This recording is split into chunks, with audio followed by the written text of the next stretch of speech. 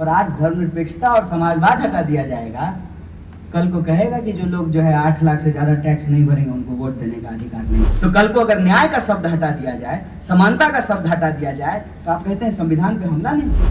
एक तरफ संविधान पे हमला करेंगे, बिना मुकदमे का, बिना ट्रायल का, बिना बेल का 5-5 साल लोगों को जेल में बंद करके रखेंगे।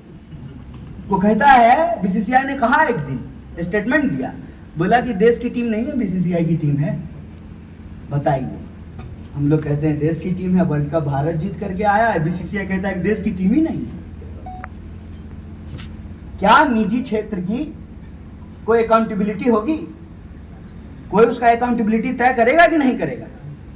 कोई उसकी अकाउंटेबिलिटी नहीं हो, इसीलिए शब्द हटाया जाए।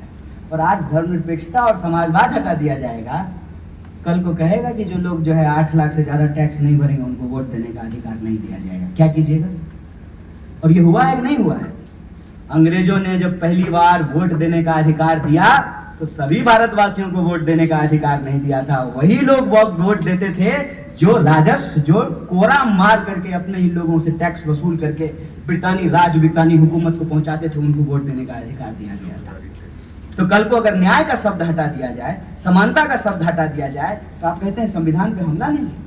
एक तरफ संविधान पे हमला करेंगे, बिना मुकदमे का, बिना ट्रायल का, बिना बेल का 5-5 साल लोगों को जेल में बंद करके रखेंगे।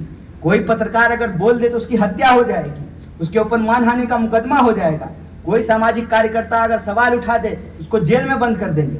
कभी किसी को उसके जो है मस्जिद जाने के नाम पर, कभी किसी को उसके जाति के नाम पर, कभी किसी को उसके किसी भी तरह के पहचान के नाम पर आप लगातार शोषण करेंगे। और ये शोषण आप किसके पक्ष में कर रहे हैं? ये शोषण आप चंदा दो धंधा लो स्कीम के तहत अपने दोस्त के लिए कर रहे हैं। नारा देश का लगाते हैं, देश की संपत्ति लूट करके अपने दोस्त के खजाने में पहुंचाते हैं। मैं कहता हूं सामाजिक न्याय का सवाल, सबसे बड़ा सवाल यही है कि जब हम लड़ेंगे, अपने हक के लिए मांगेंगे, तो सिर्फ अपने लिए नहीं, पूरे देश के हक के लिए लड़ेंगे, सबके हक के लिए लड़ेंगे। यही हमारी संकल्पना है। इसीलिए आज ये सबसे बेहतर मौका है कि हम जब मुंगेरी लाल जी को याद कर रहे हैं, उनकी जो रिपोर्ट है, उस रिपोर्ट की खासियत ये है कि उन्होंने तमाम प्रकार के शोषितों की पहचान की और सभी शोषितों को उनके शोषण से मुक्ति दिला करके एक समतामूलक समाज के निर्माण की स्थापना की। हम समतामूलक समाज के निर्माण की स्थापना कर सकें, यही स्वर्गीय मुंगेरी लाल जी को सच्ची श्रद्धांजलि होगी। बहुत बहुत शुक्रिया, बहुत बहुत